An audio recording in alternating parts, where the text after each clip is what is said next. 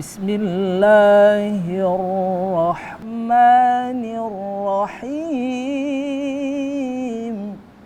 Wa ma kunta tatlu min qablihi min kitabin wa la takhutuhu biyaminik بيمينك إذا لارتاب المبطلون صدق الله العظيم.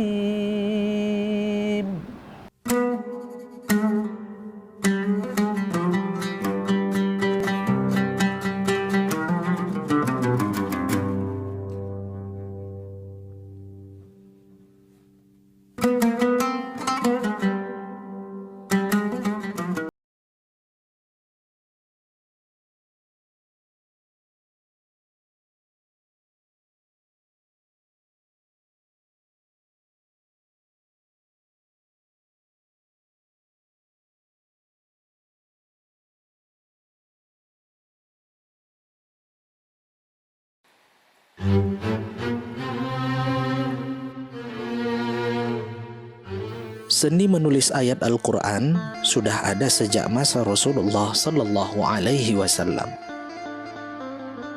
Setiap ayat yang diturunkan oleh Allah Subhanahu Wa Taala, Rasulullah Sallallahu Alaihi Wasallam perintahkan para sahabat yang ahli untuk menulisnya di pelepah, bebatuan, dan kulit hewan dengan media yang sangat terbatas masa itu.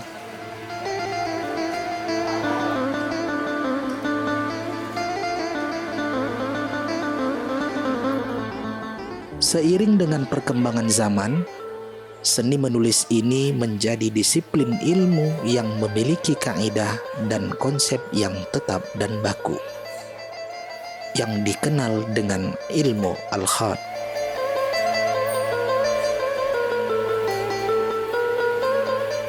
Ilmu seni Islam ini banyak diterapkan di lembaga pendidikan Islam yang ada di Indonesia.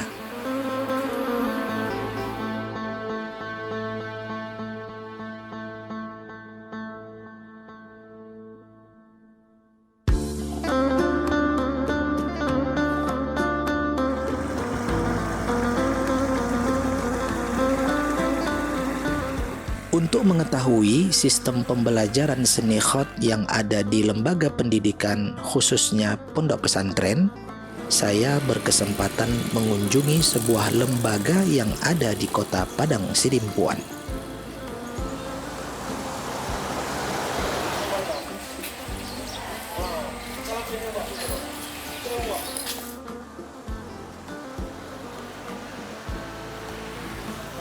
Tujuan saya mendirikan pesantren ini adalah menciptakan anak-anak santri-santri aku menjadi anak-anak yang cerdas, berakhlakul karimah. Pesantren saya ini letaknya di jalan antar lintas Sumatera dengan luas 2 hektar. Jadi di sini pesantren kami ini sudah mendapatkan SK3 Menteri, tahfiz, IPA, kitab kuning, dan kaligrafi. Dan yang paling dicintai anak-anak santri-santri kami adalah kaligrafi. Dengan hasil karya mereka sudah banyak yang mereka ciptakan.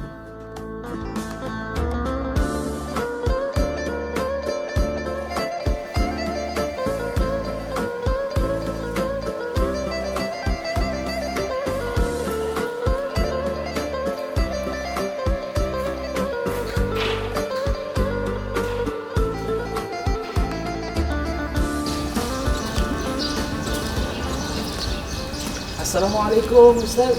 Waalaikumsalam warahmatullahi wabarakatuh. Masyaallah. Waalaikumsalam warahmatullahi wabarakatuh. Bagaimana? Kaifa halukum? Alhamdulillah thayyibin Ustaz, sehat? Alhamdulillah wa Masya syukurillah. Allah, saya waktu jalan kemari teringat Ya. ini ada teman saya di sini kepingin ketemu. Alhamdulillah pas sekali kita ketemu nih Ustaz. Alhamdulillah. Boleh jalan-jalan Ustaz, saya kepingin bertanya-tanya ini lebih dalam tentang pondok pesantren Ya, kita. silakan kita ke dalam. Baik, Maka kita Masya Allah, jalan. Masya Allah, baik Ustaz. Baik Ustaz, tentang sistem pembelajaran di pondok pesantren ini bagaimana Ustaz? Sistem pembelajaran di pondok pesantren kita ini, Baik. karena memang kita pondok pesantren modern, jadi boarding school yang kita asramakan anak-anak itu. Jadi sistem kita di sini istilahnya mempelajari IP, pengetahuan Islam, dan pengetahuan umum. Baik. Artinya kalau dia ilmu pengetahuan umum, pelajaran pondok yang kita terapkan di sini di sistem mandiri. Ada kuning seperti ada namanya tauhid, ada namanya fikih, ta'lim, Baik. akhlak, Baik. itu kita pelajari semua. Baik, Dan alhamdulillah. kalau itu untuk pendidikan umum, itu pembelajarannya seperti SKB 3 Menteri, termasuk untuk pesantren kita. Baik. Seperti IPA, matematika, bahasa Indonesia, bahasa Inggris, itu kimia, untuk madrasah aliyah itu udah ada. Baik. Artinya di pondok pesantren kita ini dua tingkatan. Pertama tingkat sanawiyah, kedua tingkat madrasah aliyah.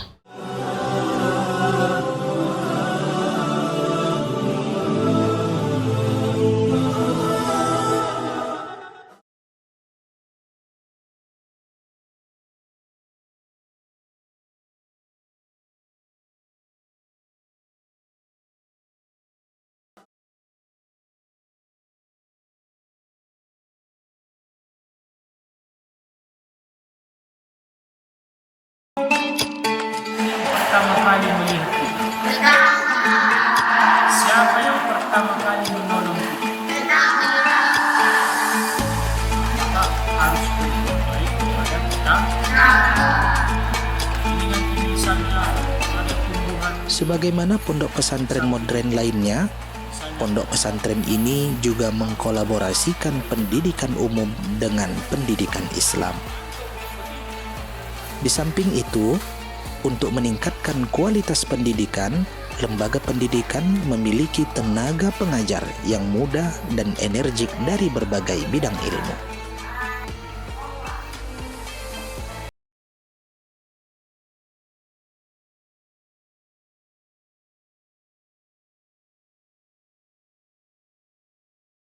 Tadi ada beberapa kegiatan ekstrakurikuler itu yang paling diminati oleh santri di sini apa itu Ustaz? Jadi baik, untuk ekstrakurikuler ini merupakan kegiatan yang betul-betul juga kami tekankan di pondok pesantren ini.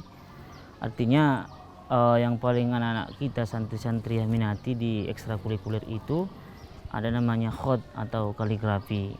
Dan kaligrafi ini atau khot ini memang ada kita terapkan di PBM, proses belajar mengajar, dan begitu juga di luar PBM nanti itu dilaksanakan pada jam ba'da sholat asar. Nah, jadi anak-anak kita alhamdulillah mereka itu sudah banyaklah yang mencapai juara-juara baik itu di liga-liga santri ataupun di event-event tingkat kota Padang Simpuan atau tingkat provinsi Sumatera Utara ini.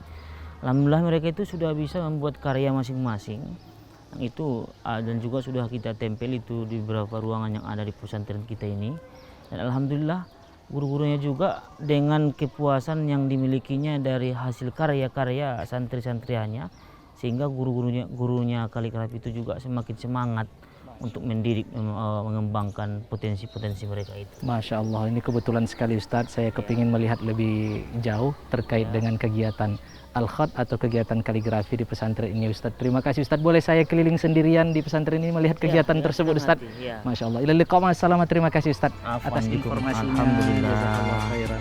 Assalamualaikum Ustadz. Waalaikumsalam warahmatullahi wabarakatuh.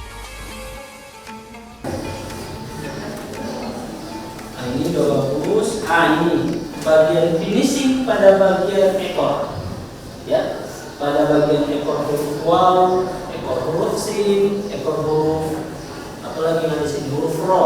Nah, di bagian ekor huruf waw, coba perhatikan ini banyak ini yang salah. Pembelajaran khat di pesantren ini termasuk pembelajaran wajib.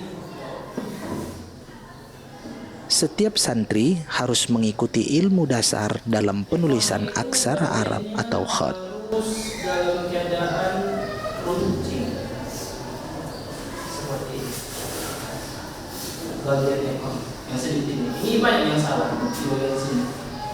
Harus bentuknya seperti ini. Kenapa Ustaz? Karena kalau sudah tebal itu istirahat jadi seperti ini. Kalau sudah seperti ini, keindahannya tidak menonjol lagi. Yang ditonjolkan daripada ekor wow itu adalah bagian finishing kuncinya. Dia tidak tajam, nah aslinya dia tidak tajam, dia agak sedikit tumpul aja. Tapi tetap harus keseimbangannya didapatkan. Itu sangat sulit, tapi bisa yakin kalian semua bisa menjawabinya dan mempelajarinya dengan baik. Ya.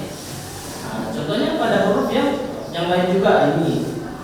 Robbana menarikan ba, ini keriting bergelombang. Jadi kalau ada yang bergelombang dia itu diratakan, dia dirapikan karena perlu finishing. Ketika pemudahan tarusnya, ini pun tarusnya masih salah, terlalu kurus, kita tebalkan saja. Nah, tebalkan pakai pulpen cair, bisa.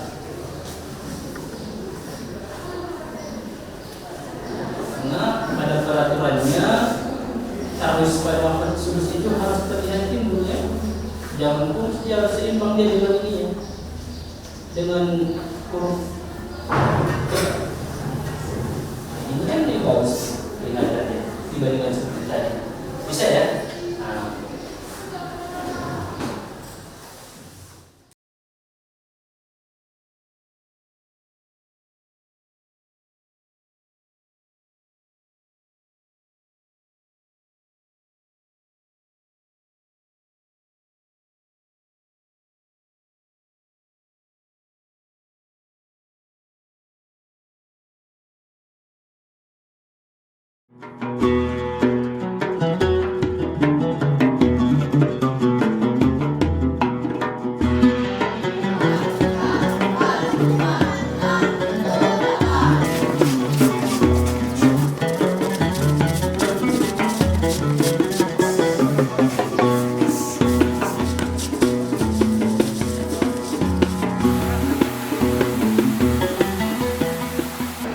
Ilmu seni khat di pesantren ini sangat diminati oleh santri dan santriwati, sehingga ada di antaranya yang sukses mendapatkan juara pada acara-acara tingkat daerah. Assalamualaikum Ustaz. Waalaikumsalam Ustaz. Bagaimana kabarnya sehat Ustaz? Alhamdulillah sehat Ustaz, bagaimana Alhamdulillah kabarnya? sehat. Sedang apa ini nih Ustaz? Kita ini sedang ekstrakurikuler kaligrafi Baik. namanya Ustaz. Baik, Ekstrakurikuler kaligrafi dalam rangka mematangkan anak-anak kita untuk mengikuti perlombaan musabaqah tilawatil Quran oh begitu tingkat Ustaz. daerah. Baik, baik. Jadi ini program ekstrakurikuler Ustaz ya. Baik Ustaz, ini sedang menulis apa ini Ustaz yang ada di hadapan saya nih Ustaz khususnya? Ini namanya hiasan mushaf Ustaz. Hiasan mushaf. Ya, hiasan mushaf ini lebih dominan menggunakan jenis tulisan khat naskhi. Baik. Naskhi itu yang seperti yang ada di Al-Quran pada umumnya. Baik. Ya, pada umumnya. Kemudian dia dikasih hiasan sekelilingnya. Baik. Ya. Baik. Ini saya lihat pulpen apa namanya? Alat tulisnya ini dari apa? Bambu nih Ustaz ya? Kalau di daerah kita ini Ustaz, nama daerahnya Sapilpil. Sapilpil Ya, ya? tapi kalau biasa teman-teman yang dari Jawa itu mengatakannya handam. Handam ya? Ya, handam. Ya, sejenis tumbuhan paku atau pakis besi biasanya kalau bahasa Indonesia. Baik, baik. Ini nampaknya terlihat sangat sulit sekali ya mempergunakan apa namanya alat tulis ini karena harus berulang kali kita mengisinya seperti itu ya, Iya, mencelupkannya ya. Iya, Ustaz. Ya memang harus dilatih Ustaz supaya terbiasa karena untuk pemula itu akan terasa sangat sulit untuk menariknya. Baik, baik. Ini saya lihat ada warna seperti ini kombinasi antara satu warna kemudian hiasannya ini bagaimana ini Ustaz? Apakah sudah ada konsepnya atau mereka sendiri yang membuatnya? Sudah ada konsepnya memang Ustaz. Konsepnya itu memang kita kasih teori sama anak-anak bahwasanya dalam penyusunan warna hiasan mushaf itu warnanya hanya dua, gelap dan terang. Jadi itu berdampingan. Baik. Nah, kalau sudah ada yang terang, wajib ada yang gelap. Baik. Apalagi selain dari ini yang diajarkan Ustaz? Di sini kita ada tulisan buku atau naskah, Ustaz. Naskah, baik Ustaz ya. Oh, yang ini yang disebut dengan Naskah. naskah, buku, baik. ya. Oh, dia hanya sekedar tulisan, kemudian ada sedikit bingkai ya, Iya, Ustaz. sedikit relip-relip ya, Iya. tapi tidak berwarna seperti hiasan mushaf tadi ya. Tidak berwarna, Ustaz. Cuman tantangannya di naskah ini, Baik. dia wajib menguasai paling tidak 4 sampai 5 jenis khat. Baik, ternyata tidak semudah yang kita bayangkan ini Iya, Ustaz, yang betul, menulis Ustaz. ayat-ayat suci Al-Quran itu ternyata punya kaidah Iya, atau ilmu tersendiri ya. Iya, betul. Masya Allah, luar biasa sekali ini. Anak-anak santri di sini cukup antusias ini Ustadz ya. Iya. Dan yang di belakang kita ini pemula-pemula nampaknya Ustadz ya, saya Iya, lihat. Ustaz. Masya Allah. Ini mereka sedang Baik. belajar menghafal sekaligus menulis kaidah. Saya mengikuti ekstra kaligrafi sejak saya duduk di kelas 10. Awalnya saya hanya ingin mencoba untuk mengikuti ekstra kaligrafi karena saya suka menulis bahasa Arab dan saya suka menggambar. Kemudian saya mencoba mengikuti event-event yang ada. Pertama saya pernah mengikuti lomba Pospedasu antar pesantren di Kota Padang Sidimpuan. Alhamdulillah saya mendapatkan juara.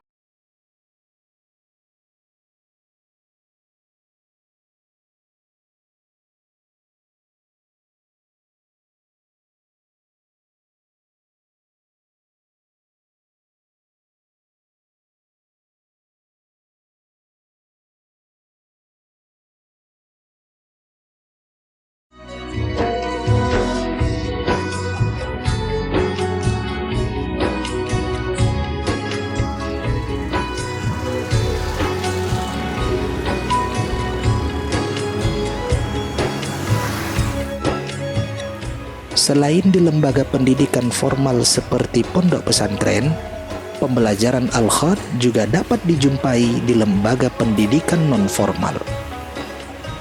Salah satunya di pesantren kaligrafi An-Nida yang merupakan swadaya dari masyarakat.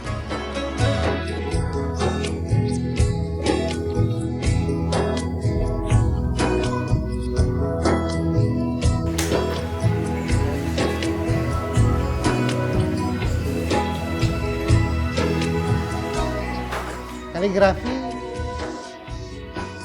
berkembang dari mulai masa kejayaan Islam, dari mulai zaman Rasulullah, kemudian turun-temurun terus berkembang menjadi kebudayaan kejayaan-kejayaan Islam seperti Bani Umayyah, Bani Abbasiyah, kemudian Turki Utsmani, dan berkembang sampai saat ini. Kaligrafi itu sifatnya dinamis, selalu berkembang mengikuti perkembangan zaman. Dan kalau kita bagi kaligrafi berdasarkan jenis khatnya, maka ada 7 yang sangat populer di Indonesia yang diperlombakan dalam event-event musabaqah. Salah satunya jenis khat naskhi. Naskhi ini dikatakan naskhi karena sering dipakai untuk pembuatan naskah-naskah yang dipakai dalam sejarah-sejarah peradaban Islam. Khat ini mudah dibaca, sangat sering kita jumpai di Al-Quran, dalam penulisan Al-Quran, sehingga memang menjadi khat paling populer.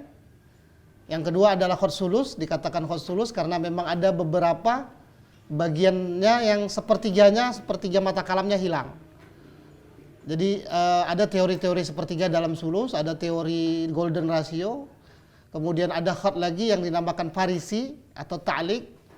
Farisi itu bisa dikatakan farisi sebab salah satunya berkembang di Persia. Selanjutnya ada lagi khat yang dinamakan khat diwani. Khat diwani ini berkembang pada periode masa kejayaan Bani Abbasiyah. Dikatakan khat diwani karena berasal dari kata diwan yang artinya perkantoran, sehingga banyak manuskrip atau teks-teks yang dipakai pada zaman itu menggunakan khat diwani. Kemudian ada lagi khat namanya Diwani Jali. Diwani Jali ini adalah pengembangan dari Diwani dan bisa bertumpuk seperti sulus jali.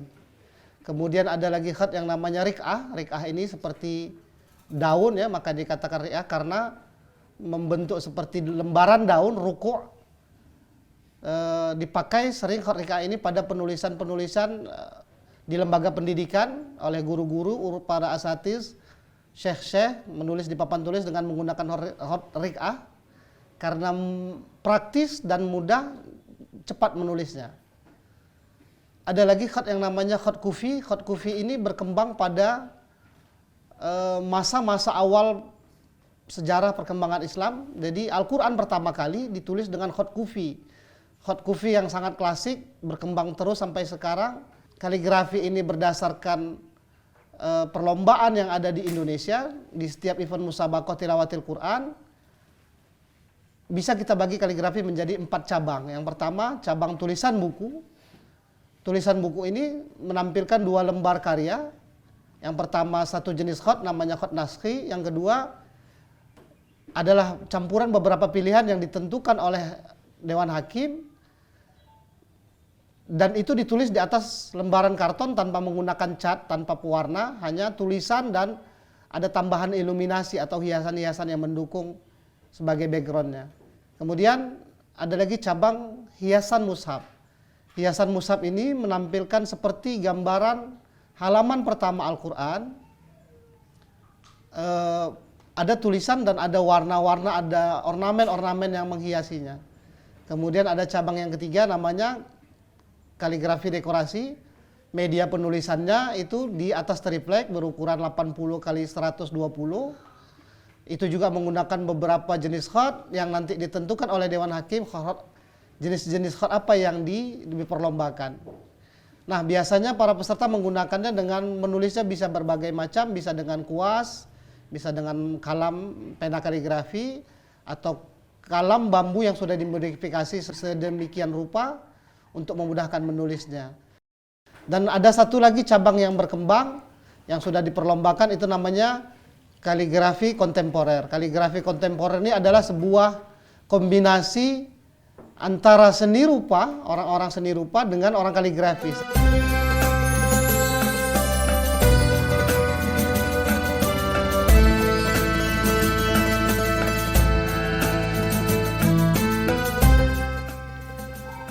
Sahabat jejak Islam, khot adalah seni menulis ayat Al-Quranul Karim yang sangat penting untuk diketahui dan dipelajari.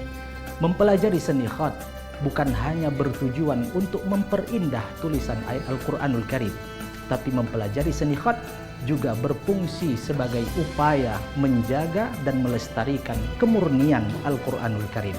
Semoga perjalanan jejak Islam kali ini bermanfaat, menambah wawasan kita bahwa warisan dan khazanah kebudayaan Islam begitu luar biasa dan sangat kaya. Semoga dapat bermanfaat bagi kita semua. Insya Allah ketemu pada episode selanjutnya. Wassalamualaikum warahmatullahi wabarakatuh.